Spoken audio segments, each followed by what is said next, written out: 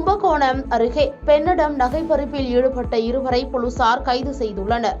தஞ்சாவூர் மாவட்டம் கும்பகோணம் அருகே கபிஸ்தலத்தில் உள்ள பூஞ்சேரி கிராமத்தை சேர்ந்த பிரித்து என்ற பெண் வீட்டின் பின்புறம் துணி துவைத்துக் கொண்டிருந்த போது அடையாளம் தெரியாத 2 நபர்கள் முகத்தை துணியால் மூடிக்கொண்டு பிரித்து அணிந்திருந்த 4.5 பவுன் தங்க தாலி செயினை பறித்து சென்றுள்ளனர். இதுகுறித்து தஞ்சை மாவட்ட காவல் கண்காணிப்பாளர் ஆஷிஷ் ராவத் உத்தரவின்படி துணை காவல் கண்காணிப்பாளர் அசோக் மேற்பார்வையில் காவல் ஆய்வாளர் மகாலட்சுமி தலைமையிலான காவலர்கள் தீவிர விசாரணை மேற்கொண்டதில் வீட்டின் அருகே 2 ஜோடி செருப்புகள் கிடந்துள்ளது.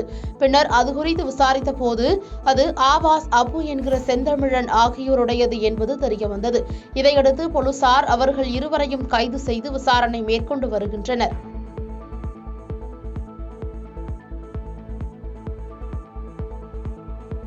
பாதகம் செய்பவரை கண்டால் நாம் பயங்கொள்ளலாகாது பாப்பா. மோதி மிதித்து விடு பாப்பா, அவர் முகத்தில் உமிழ்ந்து விடு பாப்பா. அண்மை செய்திகளை உடனுக்குடன் தெரிந்து கொள்ள இணைந்திருங்கள் இயம்நாடு